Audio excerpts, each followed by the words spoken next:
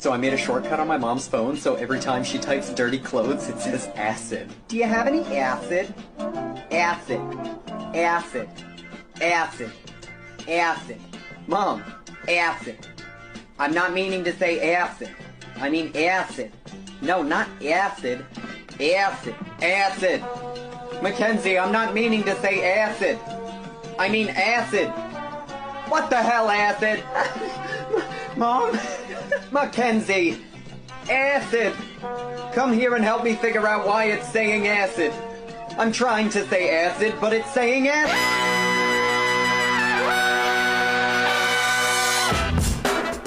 Good morning, sweet world, and welcome to the No Dunks podcast on the Athletic Network.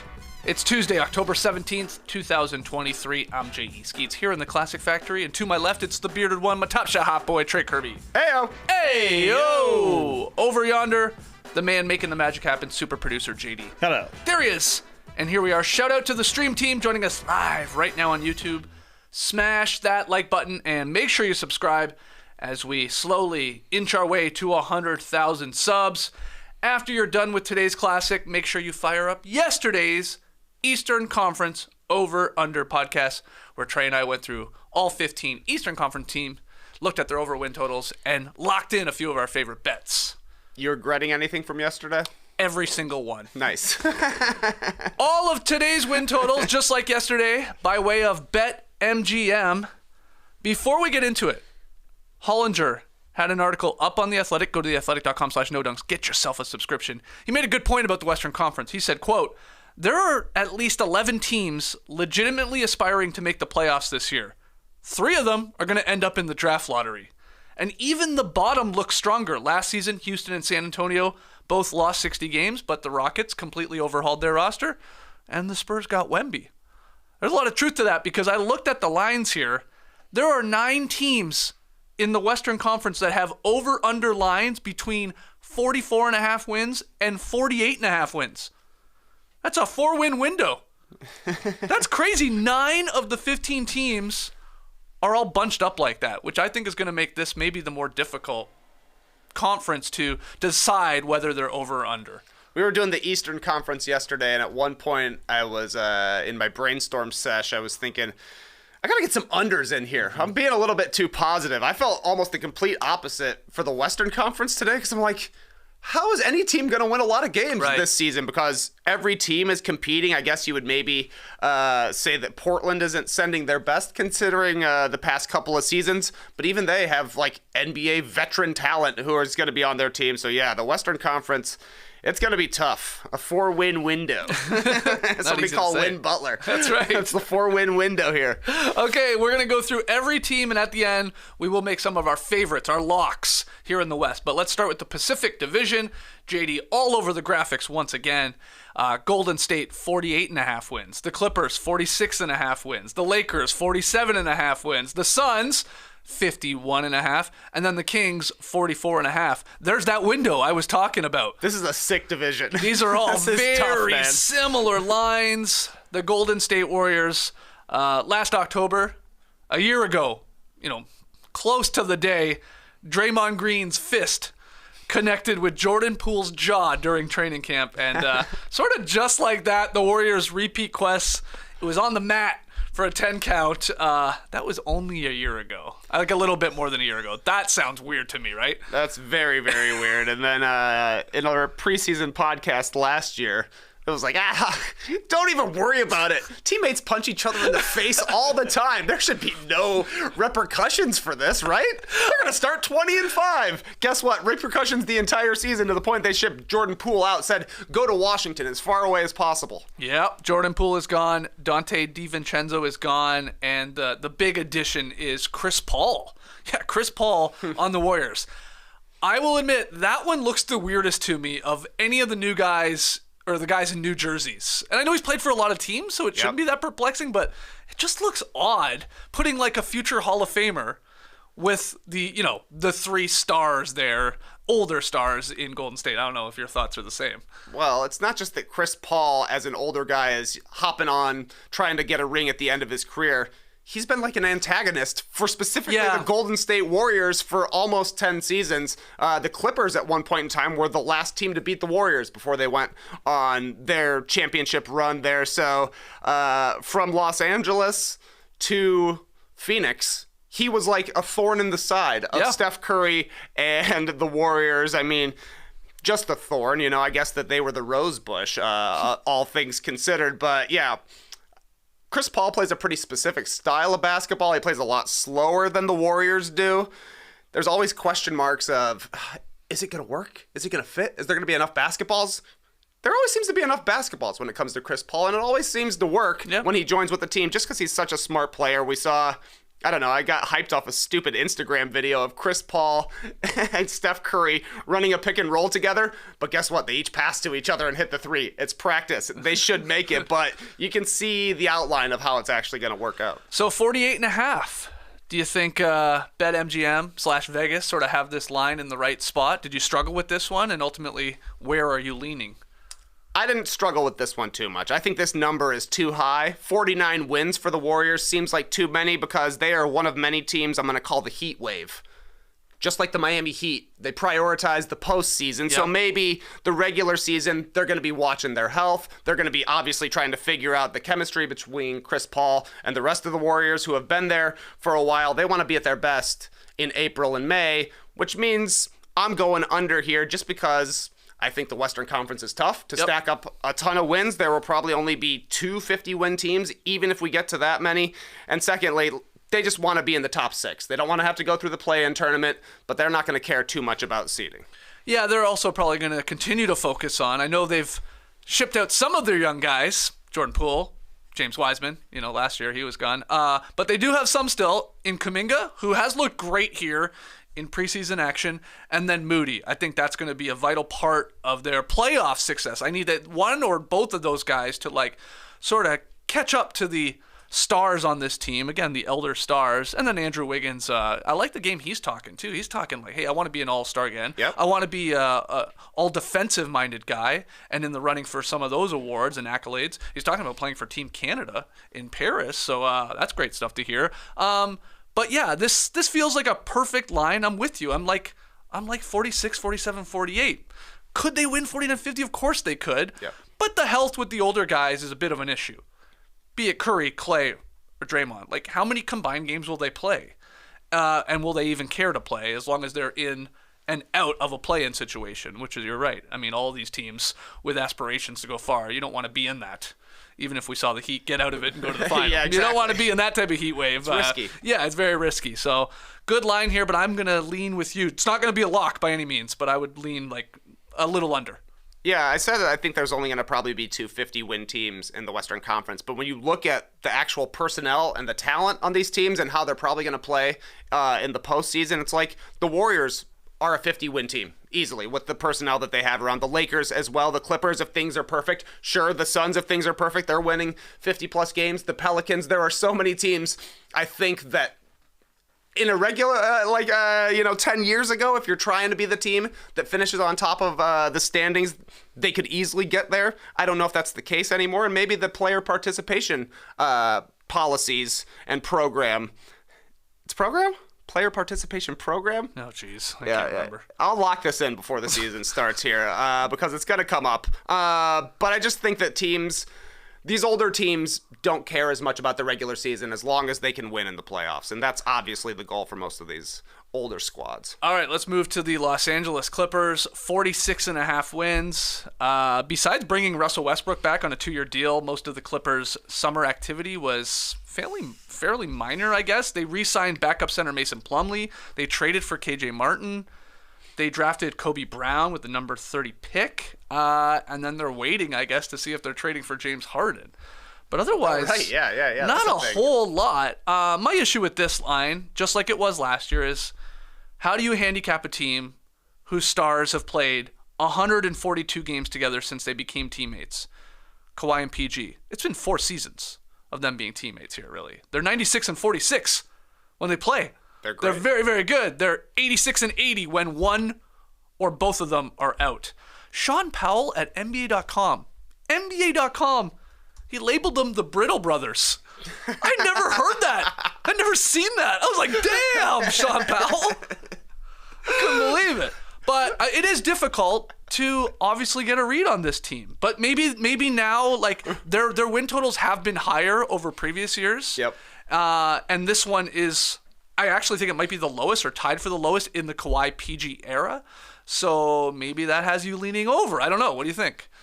Well, 44 wins for the Clippers last season, and that's with the Brittle Brothers plague. The Brittle Brothers. That's an amazing nickname.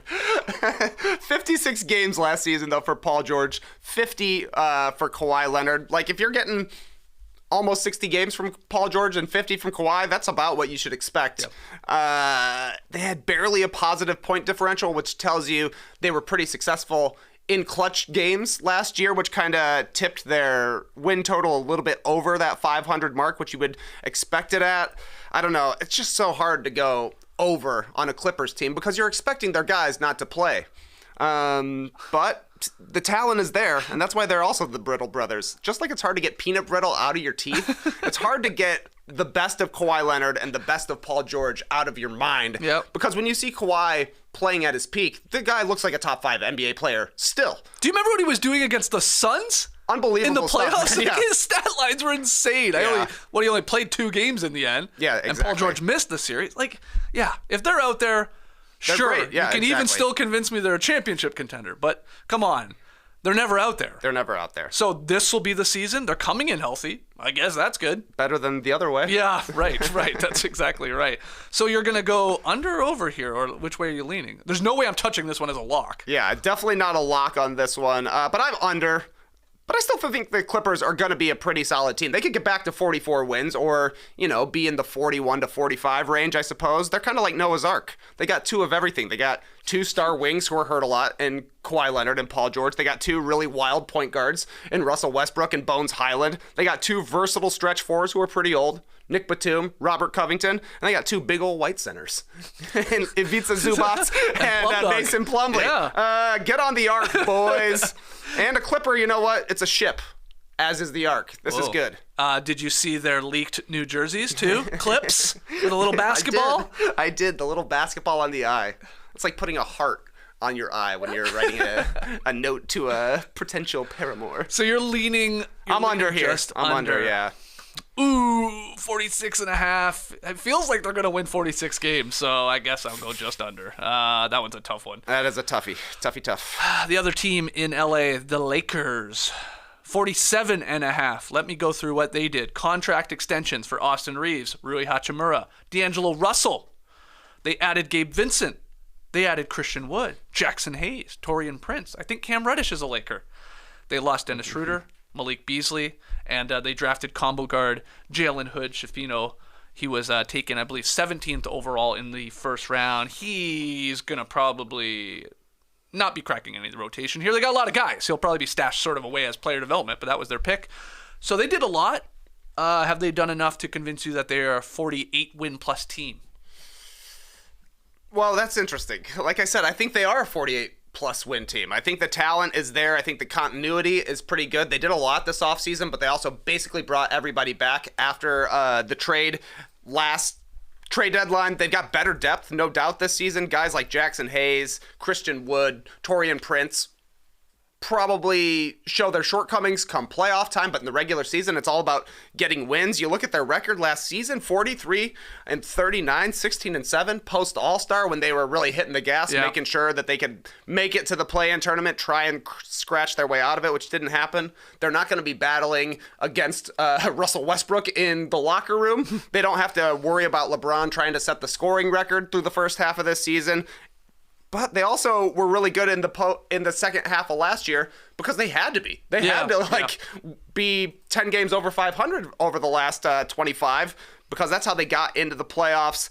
So I think this is another team that's part of the heat wave. They will be better in the playoffs. I'm going under for the regular season, though I think they could easily be one of the top 3 teams in the Western Conference. Yeah, that's why I am going to lean towards a slight over. I think 48, 49, maybe even that magical 50 could be in play with this team. Now, look, LeBron He's going to miss games, as he should. What's he in, his 21st season? Yes. Like, it's unreal.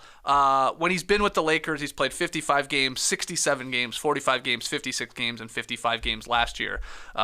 Came off the bench in a game last year. I'd forgotten about that. Weird little thing. That is weird. So just one game. So, yeah, you'll probably put him down for about that as well. Unless he's really taking, these all-NBA selections still. If he was going to get one of those, they're going to have to play more than that. Who knows if he cares at all about that. Ooh, He feels like the type of guy that would care. I mean, I assume LeBron has been all-NBA since his second season in the league. I don't know off the top of my head, but it's got to be. But he also hasn't played 65 or more games since the 1920 season. That's the number you got to get to. So he'll probably get to exactly 67 games somehow. Wow. Yeah, I hadn't really thought about this until right this second. He's a 19-time All-NBA player. Yeah, didn't make it his rookie year. That makes sense. So he's going to keep that. He wants to keep that going. So he has to play, what'd you say it is? 67, right? Yeah. Wow. 55 games last year, 56 the year prior, 45 the year prior to that. That's something to watch here. Okay, I like that. Okay, talking this out, I'm even more confident with the over. LeBron's going to have to play more games not bad. to hit this sort of like baseline bad. mark. Obviously, Anthony Davis, you're going to hope he's healthy. There's a lot of talk around the idea that this guy could be, in the MVP conversation. I mean, he should be. That's the thing. If he plays and puts up the numbers he can and they win, yeah, he would be in the running. Though always difficult if LeBron is on your team. It's that weird sort of, interesting little setup there with this squad. But I'm going over. What'd you think of Darvin Ham saying he wants Anthony Davis to take 6 threes a game? Honestly, I don't mind it. Get inside, buddy. I mean, well, come on, get inside. Well, I can't shoot threes. Well, that's the thing. Well, Alvin Gentry said the same thing. He had a window where he could shoot threes. There was a small window. He had a bubble where he could shoot threes. No, you're right. He's not Jokic from 3, who I feel a lot more confidence in, and he's not taking that many. I'm not the biggest Christian Wood fan in the world. I don't know if there's anyone out there that is. So defensively inside, I mean, if AD goes down, that'll be that'll be tough. But they're hoping they get some minutes, sops up some minutes from Wood and Hayes and these guys that they're big. But I'll go just over. Phoenix Suns 51.5, the biggest over/under win total here in the Pacific Division. They came within 2 wins of a title in 2021. They stumbled in 2022. Again, last season, despite bringing in Kevin Durant. So they got this newish owner, Matt Ishbia. He has pledged basically to do whatever he can to keep the Suns in contention, so they stayed busy in the offseason. First off, they fired Monty Williams. They brought in defensive-minded Frank Vogel to lead this overhauled roster, and when I mean overhauled, wow. Bradley Beal's in, Eric Gordon, Nurkic, Grayson Allen, Jordan Goodwin, Drew Eubanks, Bol, Watanabe. There's a few other names that may or may not hit. Chris Paul out, DeAndre Ayton out, Shaman out, Payne out, Jock Landale out. So outside of KD and Booker, I mean, this is it really is a complete overhaul. Yeah, KD's like a long tenured player at this point. He played 8 regular season games last year for the Suns. That's crazy. So 51.5. How do you feel about this? Is this one of the teams that you think is the 50-plus win team in the conference? This is a 50-plus win team for me. I'm going over for the Phoenix Suns. Only 45-37 last year, but it's like throw out the last 2 seasons, really, for the Suns. They're completely different. They are so top-heavy that it's concerning, but I think that can be, I don't know if beneficial is the right word, but I think it can work out okay for the Suns, because even if Devin Booker misses time, even if Bradley Beal misses time, even if Kevin Durant misses time, as long as it's only one of them, they're going to have 2 30-point-per-game scorers out there, and then they've got all their role guys who we're hoping some of them hit during the regular season. It's more likely that that's the case. Playoffs, who knows who actually holds up, but that's a long time from now. There are significant depth concerns, though, for the Suns, because Booker's missed time recently. We know that KD and Beal have missed time recently. Nurkic is a guy who has had trouble staying on the court recently. Eric Gordon is old. Grayson Allen will get suspended for a game here and there. There's just lots of guys who do miss time, but that's why they had to get, 10 minimum contracts, because they know that not all of them are going to be great players this season. They know that they're going to need a lot of depth and a lot of options at the very least. So I'm going over here.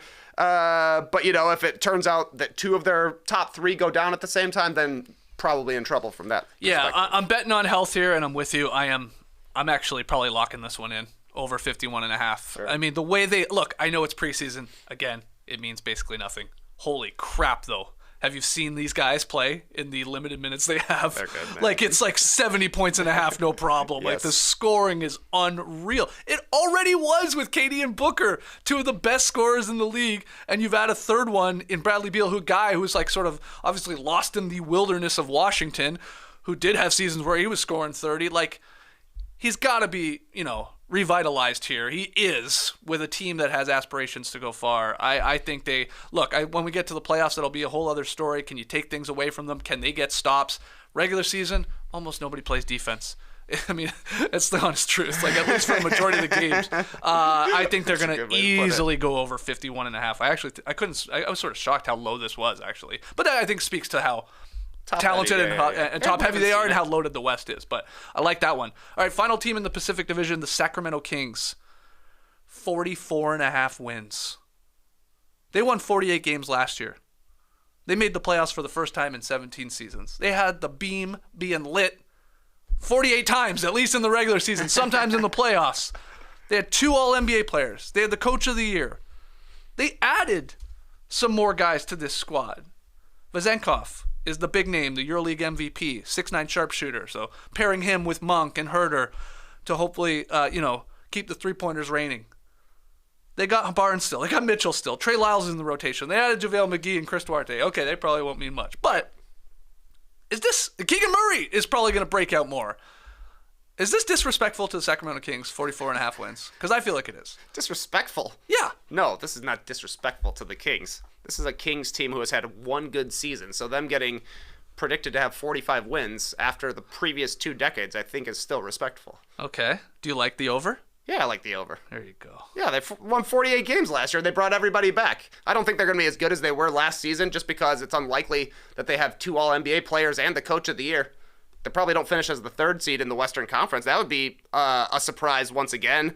But they're betting on continuity. They had great health last season, but they're also a pretty young team. Young guys tend to stay healthier. I think they are a prove it in the playoffs team. But I think this is an easy over. They are definitely not the worst team in this division, but they're in a tough division. They got to play all these other teams 4 times, which is why the number is probably so low. Yeah, that's fair. I'm with you. I'm going over. 44.5 feels way too low. I think everybody keeps bringing up this idea, well, look how healthy they were last year. They were one of the healthiest teams in the league. And that was true, though, everyone seems to forget Sabonis did basically break his damn hand or his finger or whatever it was, his thumb, continued to play through it, the ox that he is. So I get that. You're like, well, there could be a bad injury to one of their key players, and that suddenly changes the dynamic of the team. Yeah, but they are a young team.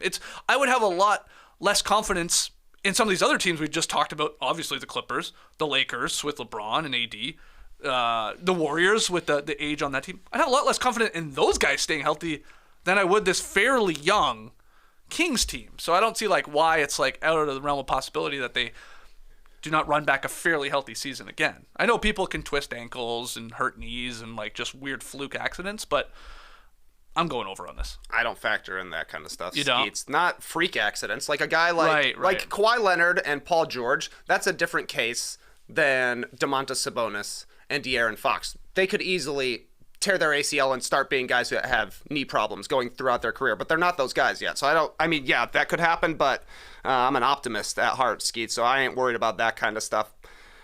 They're going to be unstoppable on offense once again. They were the best offense in the league last season. Maybe they're not the best offense in the league this season because the Bucks look like they're going to be tough. The Celtics are going to be really tough. We know the Nuggets are going to be able to score points as well. So the Suns. Exactly. They can finish 5th and still, have a better offense than they had the previous season.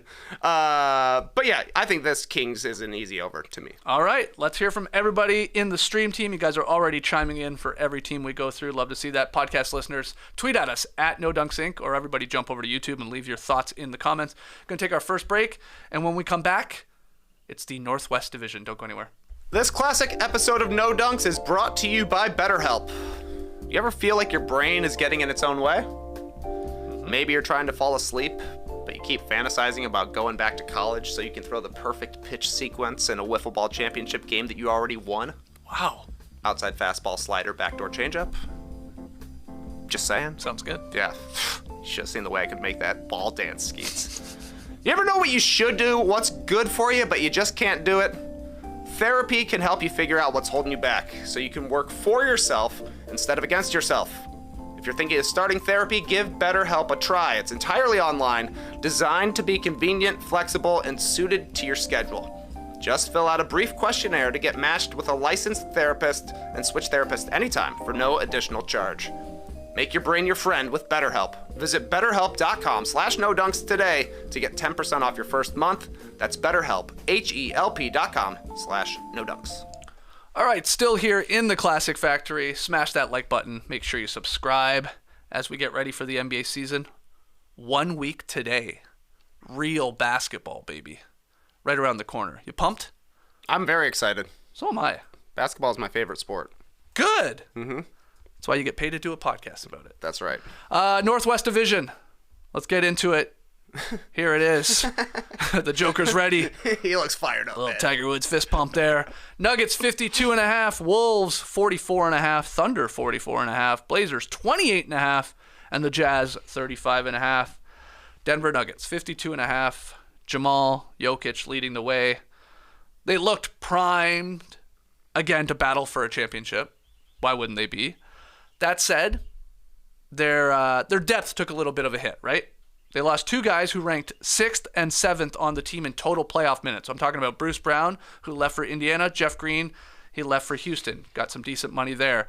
So Denver turned to the draft to get guys that they thought they could, that are ready to play, I should say. They acquired college junior wing Julian Strother, who looks great in preseason. Guy's he's a bucket right now. And then they got two seniors, Jalen Pickett and then Hunter Tyson. They also brought in Justin Holiday for some wing minutes, possibly. So the Nuggets, 52.5. I believe it is the highest here in the Western Conference. That's right. Just a little bit higher than the Suns that we talked about at 51.5. What do you do with this team? I think I'm going to be on the minority in this one, Skeets. I see 91% of the tickets, 98% of the handle are hitting the under for the Denver Nuggets. Wow. Not me. No. I think it's an over here. They finished 53-29 last season. That includes going 9-10 in the months of March and April. They had basically locked up the number one seed in the Western Conference, shut it down, went into chill mode, got healthy for the playoffs, and allowed Nikola Jokic to bow out of the MVP race during the last half of the season. I don't think they'll have that luxury this season. The Western Conference is going to be really competitive. I think teams are going to be vying for the top spot because nobody wants to have to go into Denver and try to win on the road. Meanwhile, they have a great home court advantage. So, yeah, they're relying on youth this season. They've definitely lost some veteranship, which I think is another part of the reason that Justin Holiday comes to town. Reggie Jackson, I think, has to have a better season this year than he did for the Clippers and then with the Nuggets, just because they need somebody else to be handling the ball off the bench with the loss of Bruce Brown. But basically, the last four of the last 5 seasons, Jamal Murray has been healthy. And when he's been healthy, the Nuggets win at a 53-win pace. Yeah. So as long as he stays on the court alongside Jokic, this team is going to pile up wins. Saw Schumann point out in one of his articles on NBA.com, the Nuggets were the 1 seed in the West, despite having the league's 29th ranked bench last season. But after a long playoff run, Shu notes, it would be nice if they could keep their starters a little more fresh. So you know Christian Brown is going to get an opportunity, but who are those rotation pieces 7 through 10? You slipped in some names. You know, Reggie Jackson should be. Peyton Watson, they're very high on. Kelvin Booth is, at least. Are you you brought the vibes calculation yesterday. I'm curious if you had to do any last minute tinkering with your vibes valuation with the Nuggets after hearing these Kelvin Booth comments where, and I'm paraphrasing here, he sort of shit on Michael Porter Jr. in saying, well, we couldn't have two sort of boneheaded me-first guys in Bones Highland and Michael Porter Jr., so we shipped out Bones, but we still got one. But it's okay, we won a championship. Is that rock the boat at all to you in your vibes calculation? Kelvin Booth just being too damn real. The V for vibes. No, I'm not factoring it in. Okay. He's not on the team. He's the GM. It doesn't matter. That's okay. Fine. That's fine. The only thing harder than winning a title in the NBA is repeating the next season. So I'm excited to see how they tackle it. Because, like, the way I look at this, championship teams, they generally face 3 challenges the following season. 1, inflated egos. I don't think that's going to be a concern here because you're following after your superstar. Jokic doesn't even want to be here. I mean, No. he's just thinking of horses No. all day long. So I don't see that being a concern. Maybe with a guy like Michael Porter Jr. Possibly, but I don't even see it there. Potential fatigue, sure. That's why we're talking about this 52.5 win line. You said it. They shut it down at the end of last year. That could happen again. They could get up to a big lead, have a nice gap, and then, it worked last year. Why wouldn't we do the same thing? And maybe that ends in, 51, 52 wins. And then the other thing is filling holes, rotation spots left by guys who went and got a bag. They cashed in on their great play on a championship team. Again, we're talking about Brown and Jeff Green, and they need to find those guys, but they think they have them, I think, in some of these guys, in Strother and Watson and Brown and who else? Who else who hits? Little. Who else do you know? Exactly. It doesn't matter, man. Jeff Green was their seventh man. Yeah. He was great in the playoffs when his veteranship showed up. He also averaged 8 points a game and shot 28% from three last year. These are regular season win totals. Things are different in the playoffs, and the Nuggets could easily find a random vet come February. So, yeah, that'll be a question for another time. But I think they're going to do okay with these collection of young guys and, a couple of oldies hanging out as well. All right, I'm leaning over, just over. Oh, yeah. Minnesota Timberwolves, 44.5. They are running back this year with largely the same roster. Shake Milton is now here, Troy Brown Jr., I guess Taurean Prince is out. But they are hoping better health with Karl Anthony Towns, that this team can finish higher in the West. The line is only 44.5. Where are you leaning with this one? This one was tough for me because I used two-factor authentication with regards to my over-under picks, Skeets. Okay. The night before, I go through and I just try and catch a feeling on a team. If I think they're going to go over or under, Yeah. The next morning, I look at it in the light of day and say, what was I cooking? And I don't know about these Minnesota Timberwolves. I went over last night. I was like, Anthony Edwards is good. They're going to get more games out of Karl Anthony Towns this season. A second year with a real training camp with Rudy Gobert. They're going to be able to figure things out. But then you're also like, they won 42 games last season. Anthony Edwards already averaged 25 a game. They had Mike Conley for 24 games. They were mid, 12-12. When Karl Anthony Towns played, 15-14. Every stat you look at for them, they're finishing right in the middle. Yeah. So I didn't really know what to do with them. I'm going over. I'm going just a tiny bit over. Okay. I'm going over and I'm not feeling good about it. And honestly, you could easily talk me out of it in the next 3 minutes. You got three players making max money. You better be better than 42 and 40. Yes. I mean, you better be better than, 44 wins, we're saying. You got to be, you would hope you're around the 50 win mark with three max contracts in Edwards, in Towns, and Gobert. But, I'm with you. This is a tough one because you got to be a lot of things sort of got to go right here. Yeah. For them to be flirting with the 45 to 50 win window. First up, we gotta figure out really if Cat and Gobert do work and mesh well together. Yeah. Also, there is Naz Reid. They got another big that they paid. There was an extension. There's that. Anthony Edwards. Is he going to another level? Is he going to be an all-NBA guy, fresh off the run with Team USA, where he took them to an incredible fourth-place finish? I'm not so sure. I think he's going to get better because he's younger, but how high? Jaden McDaniels, Nickeil Alexander-Walker, who I am high on, are their games going to grow? Maybe. And Mike Conley, he's 36. Is he going to stay healthy? What type of Conley are you getting? I feels like all of that has to work together at the exact same time, and then you got a really good team, but 2 or 3 of those things falter, decline, don't work in the case of Cat and Gobert not meshing. That's an issue. So I don't know what to do with this I know, one. this one is tough. They were fighting on the bench last year. Yeah, right. As you're like, ooh, they're bringing back everybody. Wait a second, they're bringing back everybody? The people that were punching each other? Yeah. I don't know. This will be a stressful one if you're a Timberwolves fan. So you're going just over. Yeah, You're why not? going in that 45, 46. Yeah, I'll go mark. exactly 45 wins. I'm not feeling great about it, but another part of my figuring out over-unders here is I want to have exactly 15 overs and exactly 15 unders, and it worked out, so I can't change it right now. Can't do it. Well, I was wondering if you also have this team in the Northwest Division, over or under, because I feel like some people, you almost have to pick which one. Yeah. With the same line. I'm talking about the Thunder, 44.5, the exact same line as the Wolves. They took a great step last year in their rebuild, finished 40 and 42, so the flip record of the Wolves. They just missed out on the actual playoffs. They beat the Pelicans and then lost to the Wolves in the play-in tournament. Shai Gilgeous-Alexander turned into an All-NBA player. They saw growth from Giddey, Jalen Williams, J-Dub. Isaiah Joe was good, Lou Dort at times, among many others.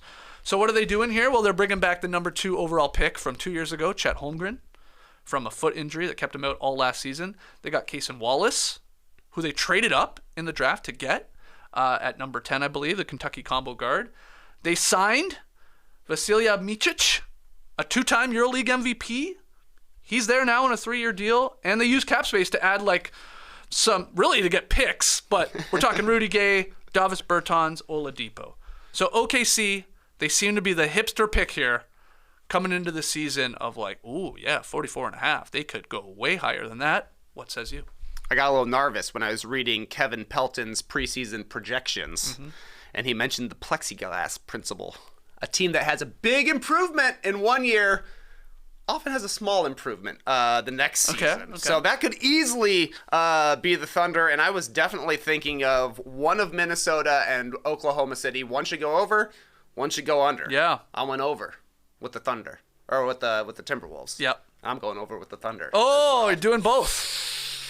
And I don't feel as confident about this, just like I don't feel confident about the Minnesota Timberwolves. But I'm a big Chet fan. I think he gives the Thunder exactly what they were missing last season.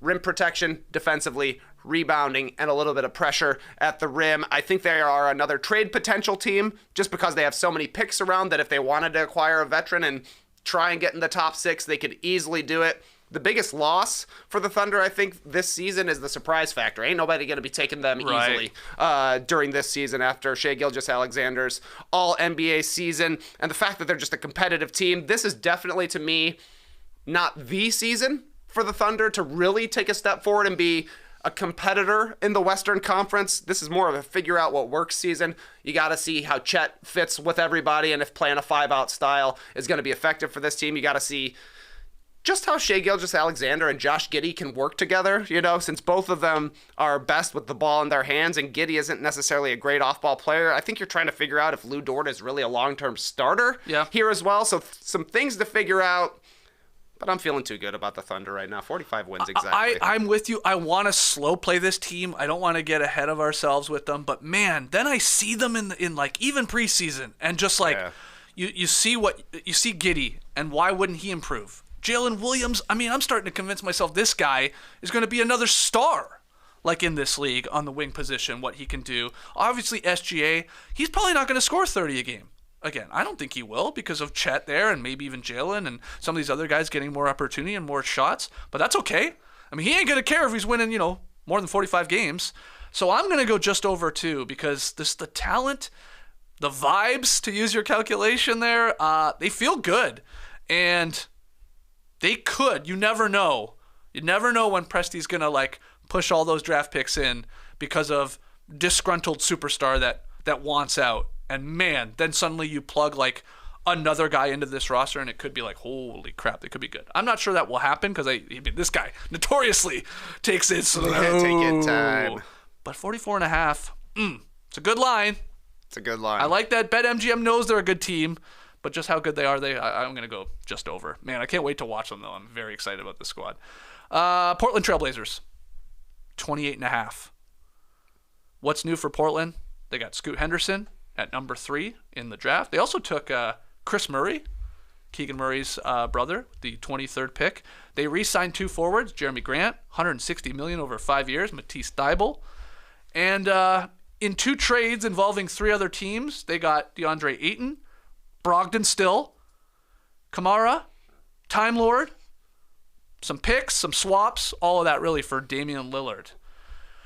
28.5. You already said it off the top. You think this is going to be still one of the bad teams in the Western Conference, so I guess you're going under? I think I'm going under, but basically just because some teams in the Western Conference have to lose. Not every team can possibly be good.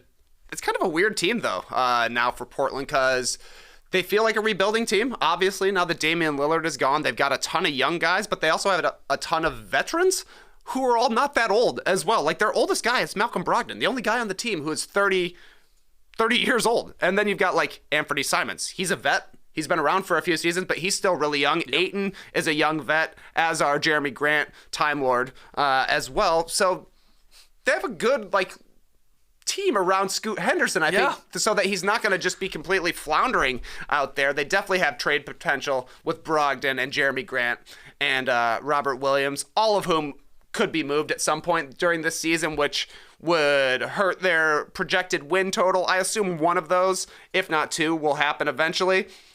Portland owes Chicago a top 14 protected draft pick. So tank away, boys. This is kind of how it plays out to me. Yeah. I'm going under here, though I don't think they'll be super far under 28 wins. Yeah, I think you're right. I'm also going under. I'm leaning that way. I love what they have going here. I mean, you traded away your franchise guy, one of your greatest players in the history of your team, in Damian Lillard, and you usually when that happens, you're left going, Jesus, you're just looking at the rubble. You're like, well, this is going to be rough. It doesn't look that way. I mean, Scoot, Ayton, Time Lord, Sharp, and Simons, that's an intriguing set of young players. There's still Jeremy Grant. Maybe they look to move him and get more picks or more young players in return. But then you go, when was the last time a team that's made up of all guys that are basically 25 and under, right? I mean, Brogdon's probably going to get moved too. Without an all-star in the bunch, when did they do really anything special? I mean, and those type of teams, they generally struggle to defend too, which I think is going to be an issue here. I think they're going to be entertaining. I think they're just going to lose a lot of games sort of in the fourth quarter and in second halves. So I go under, but fun players on this team. The highlights from Sharp alone and some of these lobs maybe to Time Lord and Ayton could be fun. Blazers Edge asked a great question too. I thought is Shaedon Sharp good? Well, that was one of their questions, yeah. And we'll find out. Still You're right. Inconclusive, I would say. Can Chauncey Billups coach? He hasn't really had to. He's hired back in 2021. He comes into the league with zero head coaching experience. He is tasked with growing a playoff contender around, of course, now the departed Lillard. The Blazers got 2 trips to the lottery instead. Yep. And so now, as we said, this roster is basically all under the age of 25. His mission is now completely switched, right? It's like player development. Yeah. Around Scoot and these young guys. I mean, maybe he'll be better at that than the prior plan of win and try and get Dame into some playoff success. But maybe not. Maybe he's just not a good coach. So I think he could be on a hot seat here. If they get off to a really, really bad start, I mean, what would be the reason to keep him?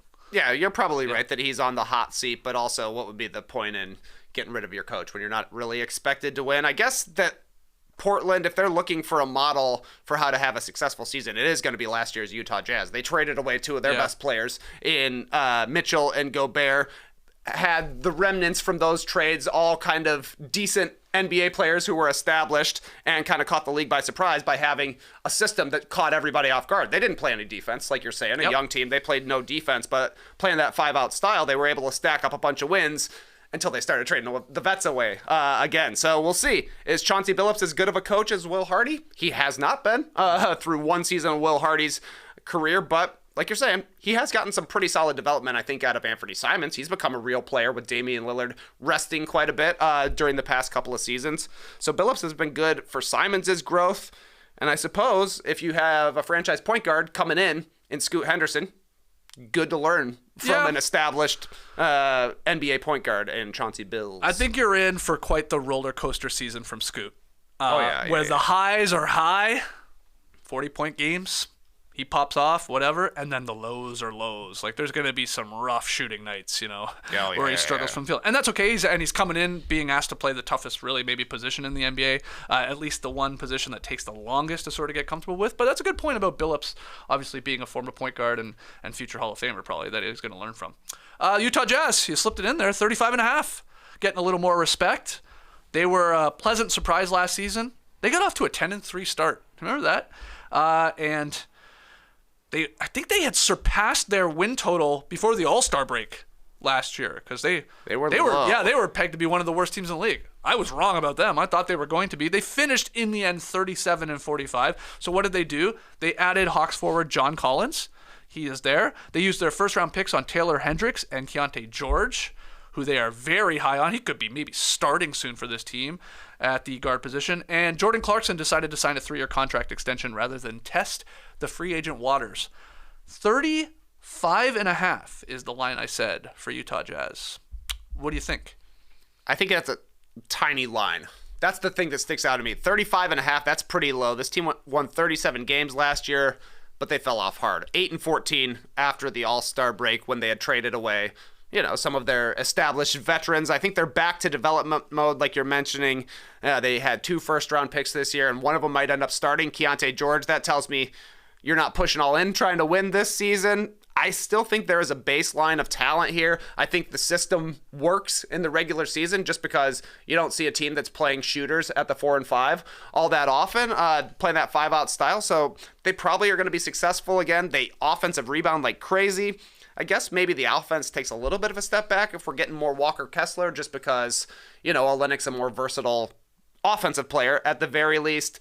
So I'm going over here, but barely. I think they could get back to 37 wins. The Jazz could, but I could definitely see this one going under. How do you feel about John Collins here in Utah? Like, is he going to have a Lowry Markkanen-like resurgence? Can Will Hardy do it again? Well, I don't know. We used to talk about John Collins as a potential all-star. Yeah. Early in his career in Atlanta, or midway through his career in Atlanta. It looked like he was on that path.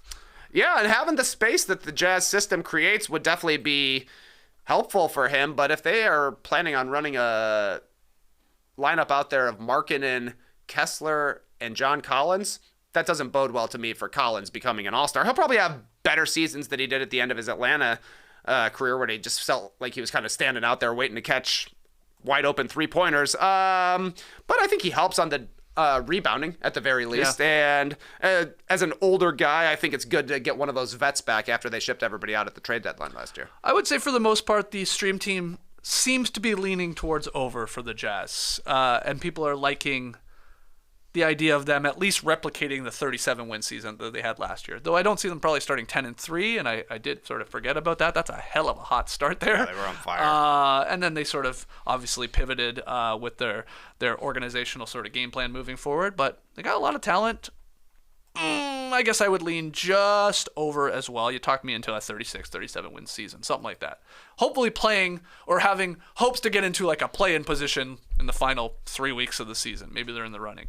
Put me down for the Utah Jazz being one of the fantastic teams in the in-season tournament for no reason. Okay? You heard it here first. Yeah, nice. I like the Jazz in the in-season tournament. All right, we got to take one more break. And when we come back, the Southwest Division. Don't go anywhere. Our next partner, pretty cool product. Pretty cool. Let's talk Athletic Greens. If you're looking to get better gut health, more energy, or a stronger immune system in a really easy, natural way, you got to check out Athletic Greens. No one listening or watching are fans of having to take a bunch of pills or vitamins in the morning. Nobody. But with Athletic Greens, you can get rid of all those extra vitamin bottles and finally make some room in your cabinet. Athletic Greens is an all-in-one solution that actually tastes good. Real talk here. You're going to enjoy getting your daily vitamins. So what is this stuff? Let me break it down. With one delicious scoop of Athletic Greens, you're absorbing 75 high-quality vitamins, minerals, whole food, sourced superfoods, probiotics, and adaptogens to help start your day right. This special blend of ingredients supports your gut health, your nervous system, your immune system, your energy, recovery, focus, aging, all of the things. All of the things. Don't take my word for it. Athletic Greens has over 7,000 5-star reviews. It's recommended by professional athletes and trusted by many leading health experts. You know who else loves Athletic Greens? Our guy Tassie. Yes. That's right. I just recently, Nora dropped him off some more AG1. I guess last week. So he's a big fan of Athletic Greens. Right now, it's time to reclaim your health and arm your immune system with convenient daily nutrition, especially heading into the flu and cold season. It's just one scoop in a cup of water every day. That's it. No need for a million different pills and supplements to look out for your health. And to make it easy, Athletic Greens is going to give you a free 1-year supply of immune-supporting vitamin D and 5 free travel packs with your first purchase. All you gotta do is visit athleticgreens.com/nodunks. Again, that's athleticgreens.com/nodunks to take ownership over your health and pick up the ultimate daily nutritional insurance. Okay, our final division. It's the Southwest Division. Yeah, Texas. JD, show me that sexy graphic that you put together. Oh, Wemby makes it. We got Dallas 45.5, Houston 31.5, Memphis. Is Memphis in Texas? Kidding. 45.5, New Orleans 44.5, and San Antonio 28.5. We start with Dallas. Safe to say they were a major disappointment last season. They finished 38-44. They missed the play-in, let alone the playoffs. That's why they got busy this offseason. They re-signed Kyrie Irving to a 3-year, $126 million deal. They signed Dwight Powell to a lot less than that. They traded for Grant Williams and Rashawn Holmes. They drafted athletic big man Derek Lively II and potential 3-and-D guy Omax Prosper. They signed Derek Jones Jr., Dante Exum, Seth Curry, who's back for the third time, I think, with the Dallas Mavericks. Oh, wow. Yeah, somebody fact check me on that. But that's really what they did. Have they done enough to win over, I guess, 46 wins or more? Wow, Seth Curry, that is right. Third Right? time This for is the his third Dallas stint. Mavericks, yeah. They're like me when it comes to NBA 2K. I'm always getting Seth Curry.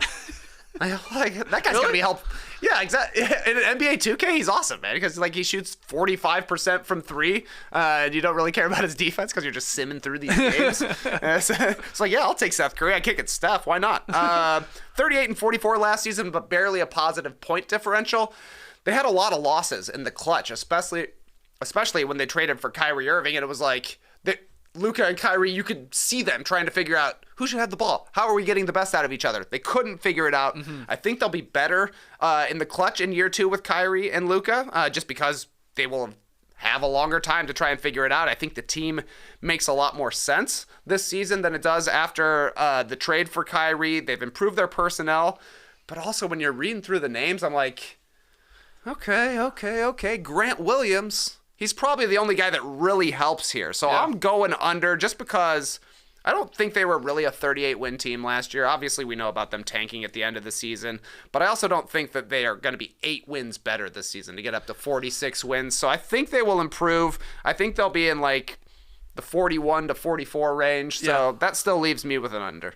I like that they are at least in the offseason tried to address their defense. You know, Grant Williams is a good defensive player. I'm not sure I want Grant Williams to be possibly the third best player on my team, which I think when you look at the roster, he might be. So there's that issue. But anyway, he plays defense. Obviously, Derek Lively II, the idea, you know, a big, athletic, maybe defensive-minded guy. Omax Prosper, as I said, even Dante Exum and Derek Jones Jr., like those guys are like more known for their defense than it is for their offense. So I like that because they were garbage last year on defense, which was weird because the year before, that first year Jason Kidd bumped, they were the 5th ranked defense in the 21-22 season. Last year, they fell to 25th in the league. So they got to be better on that end, and they're hoping some of the personnel helps. Because when Kyrie and Luka were on the floor, they had like a 119.2 offensive rating. I mean, that's not really the issue. They got to get stops around those guys. This is a good line. It feels exactly where they'll be. I was down on the Mavericks last year, you might remember, in our preseason shows. I'm not as down as much because this line feels, more in tune with what they'll be. Oh my God, it's a flip a coin. They're going to be right there, truthfully. Like, it's going to be, they're so good at this. It's going to be 44, 45, or 46 wins. Man, I know it. So I guess, I don't have a coin on me because who carries money nowadays, coins, especially. Coins? When's the last time you held a coin? The last time I held a coin? Yeah. I was probably given one by a kid, but like pocket full of change, never. Probably not in the 2020s. Do you have coins in your car even? I don't. Interesting. Maybe 35 cents total. Really? You think it's like buried in the car, or no? It's in a tray? In another relic of Okay. an unforgotten time, the cigarette ashtray. Oh wow! It's like the car makers after the 2010s, they didn't know what to do with the space that they would put in an ashtray. They're like, just put a hole. Yeah. Put a hole. What are you gonna put in there? Coins. Nobody uses coins. Pretty soon we're not gonna have any holes in our cars. Good point. Over under on the number of years before there are no trays in your car. I'd actually prefer that because I just cleaned my car. Pure flat surfaces. A little bit because I just cleaned my car not that long ago, and those are the most annoying places to clean. That's definitely true. All these crevices, like you said, in the door to hold things that I never put in there, just dust and dirt. So yeah, flat interior. All right, that's what we want. Tweet at us pictures of coins in your car how if you did we still get on have that? them. Oh yeah, coins in the car. I'm gonna find one later. I'm gonna flip it, but right now I'm going under. That's what it was I will for. do it. Nice. I'll post it. I got Mavericks just under though. I don't believe that much in the defense being too much better. Houston Rockets 31.5. What did they do? Udoka's in. He's their new head coach. They did a lot this summer. They drafted Amen Thompson and Cam Whitmore, who was the Summer League MVP. He was a projected top 5 pick, dropped all the way to 20 because of medical and or personality issues. Did you see his dunk that wasn't a dunk in preseason last night? Sorry, Doug. He flew, and we got another charge. Oh, my God. They gave Fred VanVleet a bag. They signed Dylan Brooks, Jock Landale, Jeff Green, Aaron Holiday, Reggie Bullock in free agency. 7 guys are out. I mean, this is a different team here, besides like Jalen Green and Şengün and stuff like that. They finished 22-60 last year. So this line, 31.5. It's a heck of a jump. We're looking at a 10-win improvement here. Do you think the Rockets have it in them? I don't think they have a 10-win improvement in them, but I think they are going to feel like they're 10 wins better because this now seems like a professional team to me, bringing in Ime Udoka as the coach and all of the veterans who are at least going to be giving effort defensively, right? And helping these teams, or helping the Rockets learn how to win. Kelly Iko just had a great column on The Athletic. You can subscribe at theathletic.com/nodunks. And he was asking all of these players on the Rockets, and I believe on the Pacers as well, what's the best advice you got as a rookie? And all of the Rockets were like, I didn't get any good advice. Everybody was my same age. I'm not taking advice from somebody who's my age. Right. Which, fair enough. It's a hard thing to do. Like Jabari Smith Jr. is not turning towards Jalen Green and saying, give me some advice. Hey, what was it like for you playing that one extra season, right? Like, what's Ty Washington going to teach Tari Eason, right. You know? Yeah, right. Those are the things that keep me up at night, Skeets. So I think they got better advice in the locker room, maybe from Ime Udoka. Who knows? At least basketball-wise. Fred VanVleet, I think, is going to be a good guy to have around, as is Dylan Brooks, guys who are like not hyped prospects, right? Guys who have made their name in the NBA by giving effort and by doing the little things, even if sometimes the little things is a little tapping of the Rockies from Dylan Brooks. I can't believe this guy's hitting nuts in the preseason, Skeets. Wild stuff, but that's why you bring him in. I still think they're under, but this is just another bet of somebody has to lose in the West. And the Rockets are not very far along in their rebuild. Yeah, 10 feels like a lot. Like I said, 22-32 to hit the over. They're going to be better because of all the reasons you just went through. And even just coaching alone, I think Udoka is a more capable coach than Steven Silas is and was. And they spent money on upgrading the roster, and they got some of these guys in. Were they overpaid? Maybe, but if it helps you win games, which is the point here, then that's great.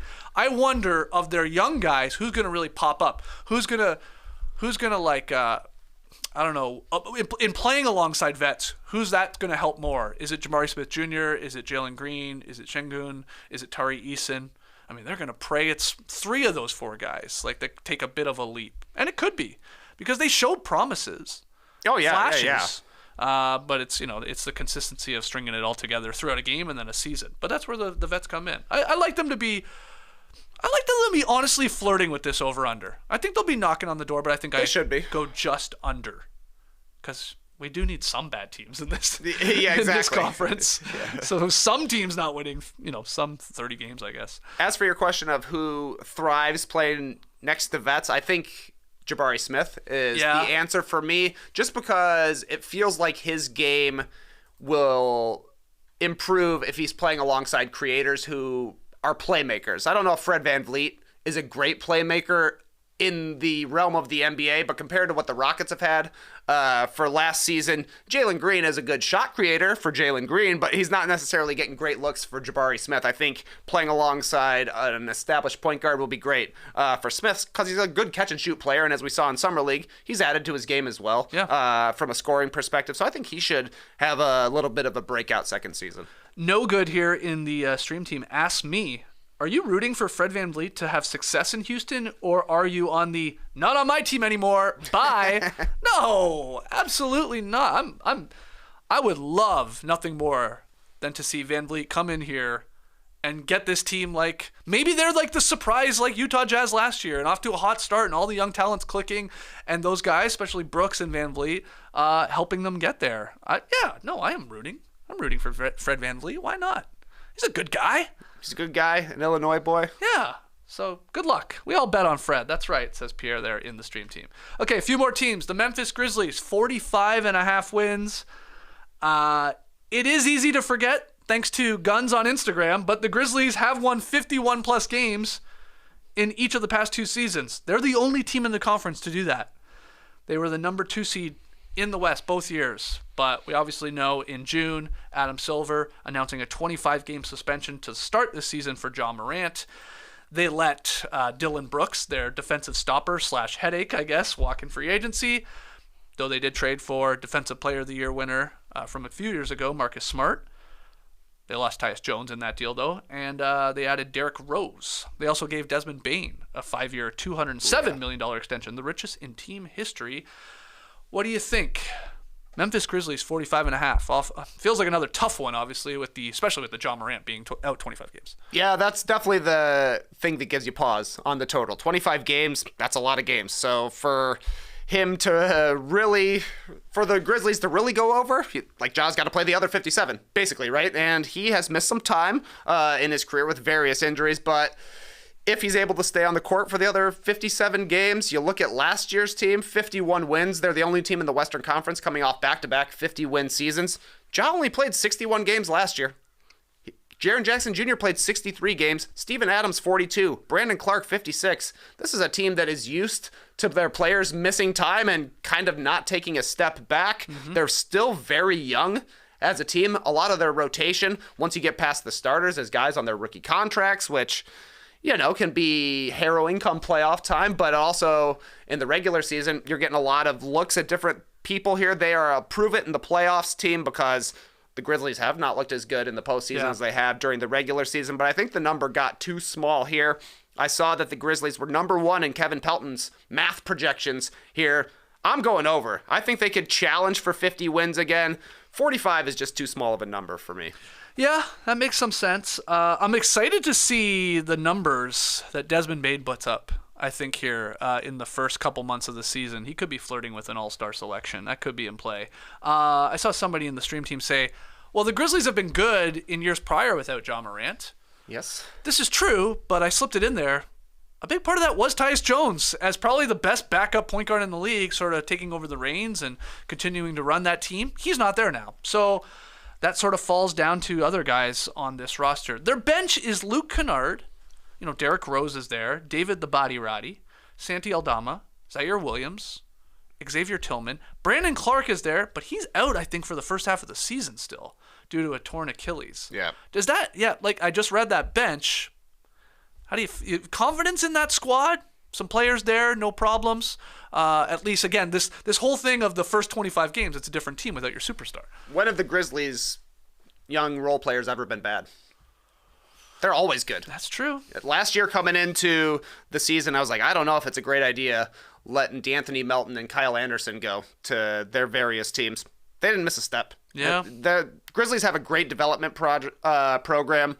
They really value their draft picks, which is why they don't make a ton of trades for players. And they always feel like they can get people later in the first round or in the second round. So I think they'll still be good. Though I did see that Kenneth Lofton Jr. came in over 300 pounds. We might have a new Oliver Miller on our hands. Yes. That's exciting. I forgot he was on this squad. And look, the defense, I know Dylan Brooks goes, and he was a great defensive wing stopper, but you do have Jaren Jackson Jr., who just won the Defensive Player of the Year, and Marcus Smart, who won it 2 years prior, and obviously we know what he can do on the perimeter. That's why I think I lean over. I also think, Ja Morant is getting to be around the team. He's getting to be at practices. I don't know if he's going to be traveling on the road with the team. I assume he will be. I think he goes to Denver. I wasn't going to say it. He is going to come out gangbusters, is he not? When he gets poor choice of words. He's a fake gangster anyway. He's gonna come out. He should come out firing with something to prove. He'll be on target. I think he is. He should be, and he also should go in the dunk contest. Win That should be people his back. apology, a part of his apology. His, his little olive branch to all of us NBA fans. That's for, right. missing 25 games. Hey, okay, I screwed up. I've learned. I've moved on. Let's go in the dunk contest, put on a show for you. Come on, do that, Jaw. But I'm going to go over with you. I do like it. Yeah. 2 teams left. New Orleans Pelicans, 44.5. To quote Sean Powell at NBA.com, Zion Williamson could make it through the season. That's your recap of the 22-23 Pelicans right there. A lot of truth to that. They stayed relatively quiet in the offseason. They drafted Jordan Hawkins, they signed Cody Zeller, and they brought back Herb Jones on a new deal. They did not do a whole lot of other things. He only played 29 games, Zion, last year. You're praying that he plays more. Where do you go with this team? Do you believe in them just staying healthy enough? 44.5 wins. I don't believe in them staying healthy enough. It's just, how can you bet on this? This to me, It's off to a bad start. It too. ain't gonna be a lock for anybody. Yeah, exactly right. Trey Murphy III already out. Brandon Ingram has missed time basically every season since he's come to New Orleans. Larry Nance Jr., a surprisingly important player for them. I feel like he misses a little bit of time here and there. And then Zion obviously is the huge question mark. 17-12 in his 29 games last season. They were in first place for a chunk of the season in the Western Conference there. So this is a team that could finish the 1 seed in the Western Conference and the 12 seed in the Western Conference. I'm going under just because that feels like the right thing to do when you're uncertain about who's actually going to be playing. Yeah, John Hollinger agrees with you. There are no bad predictions when it comes to this year's Pelicans. You could convince me of basically anything, like you said, Zion in the running for MVP and they're near the top of the West, or, they finish, to quote John Hollinger, 8-74 because every single player on the team had a season-ending injury. Not going to rule that one out either. Trey Murphy III, meniscus injury. He's out probably to start this year. Jose Alvarado, he's got an ankle injury during the offseason. They're hoping he is back and healthy for game 1 of the regular season, but that's an issue. And then over the weekend, the Pelicans said Najee Marshall has been diagnosed with a bone bruise in his knee after undergoing an MRI. He's going to be reevaluated in 2 weeks, so maybe he's not there to start. Already, and then, the superstars. I mean, Zion has, missed more than 60% of his team's total games throughout his career. Tough to bet on this team. And this stat, I said it last year, I think. It still blows my mind. The Pelicans brought in CJ McCollum at the 22 trade deadline. He has played a total of 10 games with Zion and Brandon Ingram. The 3 of them out there. Yeah. They're 3 best players, 3 really good players, but we've never seen them play, basically. So I am going under. Yeah, exactly. Because when you're looking at the games played from this team last year, it's your best 2 players are CJ McCollum and Jonas Valanciunas for the majority of the season, because those guys are reliable, but they ain't carrying you to a lot of wins. So yeah, I gotta go under. But man, if you told me you could get 82 games out of every player on the roster for every team in the NBA, you would still be talking about the Pelicans as maybe they could finish 3rd in the Western Conference if they play everybody. Yep. Final one here, San Antonio Spurs, 28.5. Wembanyama arrived in San Antonio as the league's most anticipated prospect since LeBron. He's looked great in his preseason action, doing some wild things. Because of this, probably, Pop signed a 5-year extension to keep him there with the organization for at least a little while. They also signed Devin Vassell not that long ago to a multi-year contract extension. It's a young roster. But do you believe in them, flirting around the 30-win mark, or are you going to be going under? I'm going to be going under. This is another somebody has to lose team, and I think it will be the San Antonio Spurs. They were really bad last season. They didn't finish with the worst record in the NBA, but it kind of obscured the fact that they were 29th in offense, 30th in defense last season. I'm guessing they're in the teens at the very least defensively this year. Theoretically, they will get more games from Devin Vassell, and then Victor should be an impact player defensively right away. He's going to be Deion Sanders, except for the half of the court he's taking away is the half underneath the basket. It's going to be amazing just watching this guy play. Offensively, I think it'll be a little bit more of a struggle for him once he gets going into the NBA and he has to deal with stronger guys who know all the NBA tricks. If they're able to get into the top 20s in offense and the teens in defense, I think they can challenge the over. But I'm going under here. I think they'll be careful with Wemby. Yeah. Rookie centers, they don't necessarily have a huge impact this isn't the usual rookie center. No. But yeah, I don't know. This will be maybe the most watched bad team in NBA history. Whoa. At least since like LeBron's rookie season with the Cavs. Well, I just went and checked. I was like, I know they didn't make the playoffs, but how many wins did LeBron's rookie Cavs team rack up? They got to 35 and 47. Not bad, really. Not bad. Obviously would hit the over here. We're talking LeBron playing with Big Z, Ricky Davis, Carlos Boozer, Mateen Cleaves, Jeff McInnes, Ira Newble. Mateen Cleaves. I mean, there's like the names on That's this crazy, list. man. Jop. It was not a great team, but rookie LeBron even got them to 35 wins. I mean, is that where Victor is? Is he going to just be automatically coming in here and takes you to a 30-plus win team? What you've seen so far, you understand why that it's a possibility. But this is the Spurs too, man. They don't rush anything. They don't rush anything. They don't. They're smart about it. So, it pains me to take the under on this one. I feel like I'm going to regret this one, but I think I would. Just take the under. Too young. They're just so young. All right. We've gone through every team.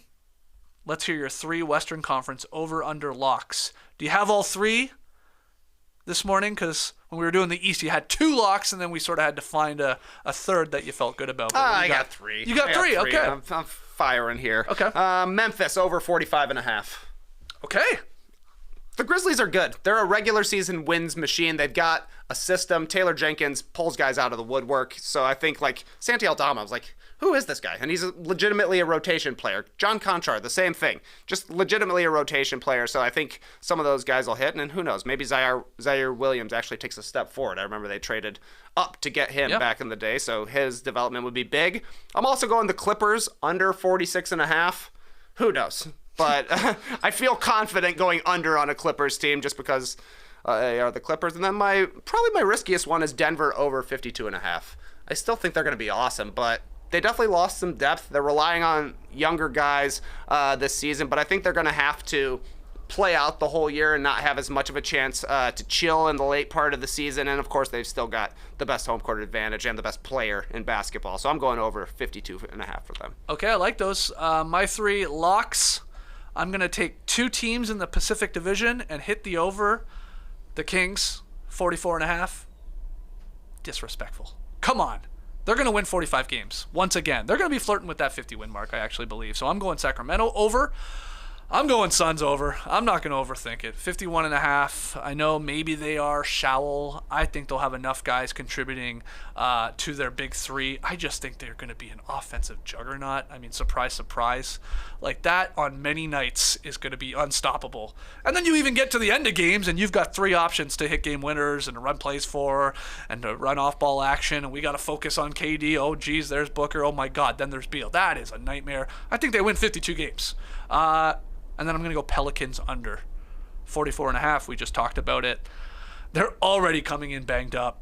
I'm not banking on a Zion Williamson playing, 70 games by any means, and even some of their other guys. I think all these teams, like we said, there's so many teams bunched up, anywhere from 44 to 49 wins. Of that group, of let's say 9 teams, 1 if not 2 are probably going to fall out and maybe have to pivot their season around a trade deadline or stuff like that just because they're too far back. So I guess I'll bank on the Pelicans being that. I'm going under. Going to be a lot of jockeying for position, I do believe, at the end of the season, Get on right? your Like horse. it's gonna Jokic just perked up. He loves it. He's like, wait, call me when we're jockeying. That's what they should tell him. Well, we are jockeying for position. He's like, I didn't say anything. Goes out, puts up 40s and 20s. Yeah. Yeah, but it does feel like we're gonna have so many teams that are like 45 to 40 wins. Yeah. There could be 10 teams in that range almost. Absolutely. Should be a great season there in the Western Conference. All right, there it is. We've done the East. We've now done the West. I know you agree with some of our picks. I know you disagree with some of the other ones. We love to hear your input. Leave your comments in the YouTube section. Tweet at us at NoDunksInc. Make sure you like the show. Make sure you subscribe. We're back tomorrow with some NBA award predictions. I think we'll do the key ones, of course. I'm talking MVPs, Rookie of the Years, and stuff like that. We'll show you the odds on all that stuff as well. Maybe pick our favorites. Maybe give you a dark horse pick. And then maybe we can come up with some like silly awards. Cool. Some made-up No Dunks awards. I love it. I think that's the plan for tomorrow. Join us Wednesday, 10 a.m. Eastern. I'll also be doing No Bunts with my guy Joel in Taiwan over at the Athletic Baseball Show feed. That's early tomorrow morning. Did you watch any baseball here of these championship series? Those Phillies, man, they can't stop socking dingers. Man, I don't know if I should be rooting for these guys. They knocked Atlanta out of the playoffs back-to-back seasons. But they got that dog in them. Yeah, you like it. Oh, they do. Yeah. I do. I love their scumbag energy that pervades their team. Yeah, right now it's at least looking like Rangers, Phillies, but a lot of baseball still to be played. So anyway, I'll be live with Joel at about 8:15 tomorrow, the Athletic Baseball Show, and then we'll be here at No Dunks at 10 a.m. All right, till then, Clipper Bros. You heard it here first. Have a great time. Turn up. Love you guys. Awesome. Thanks for joining us, and remember, the next big advance in automotive technology is completely flat interiors. Brace the day, people.